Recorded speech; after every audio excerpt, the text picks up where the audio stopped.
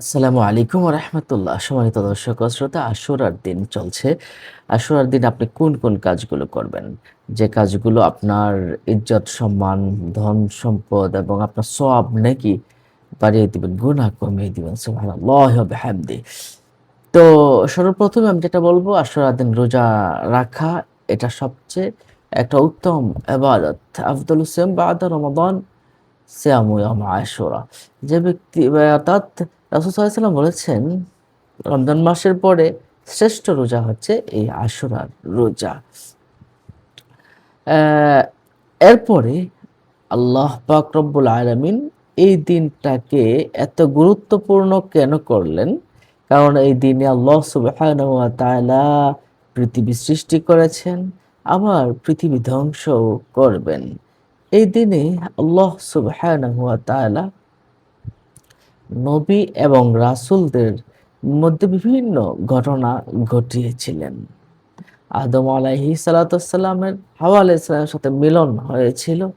ইব্রাহিম আলাইহিস সালাম নমরুদের আগুন থেকে মুক্তি পেয়েছিলেন এবং মাছের পেট থেকে মুক্তি পেয়েছিলেন একজন নবী।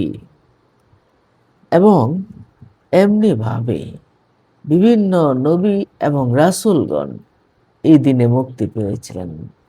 যেহেতু আদম আলাইহিস সালাম তওবা করে মুক্তি পেয়েছিলেন, সেহেতু আমাদেরও বেশি, বেশি করে তওবা করা উচিত। কোন তওবাটা করবেন?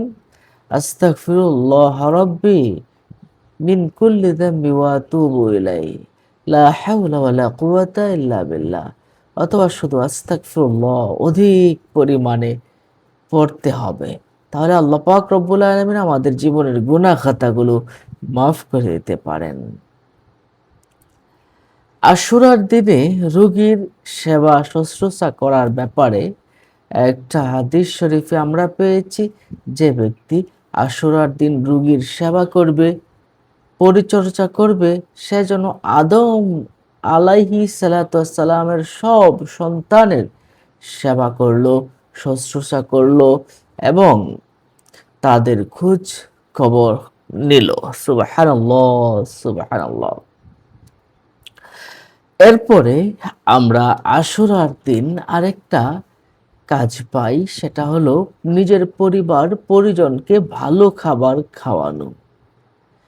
নিজের পরিবার পরিজনকে ভালো খাবারের আয়োজন করা আশুরার দিনে অন্যতম একটা ইবাদত।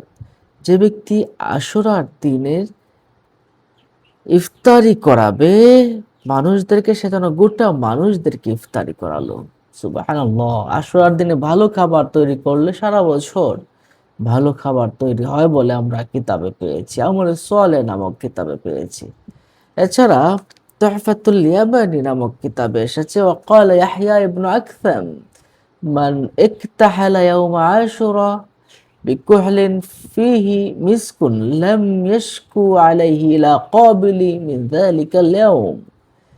ইয়াহইয়া ইবনে আকসাম তিনি বলেছেন, যে ব্যক্তি আশুরার দিন মেশক মিশিয়ে সুরমা তার নিজ চোখে লাগাবে, সেদিন হতে 1 বছরের মধ্যে তার চোখে কোনো প্রকার রোগ হবে না। সুবহানাল্লাহ, সুবহানাল্লাহ।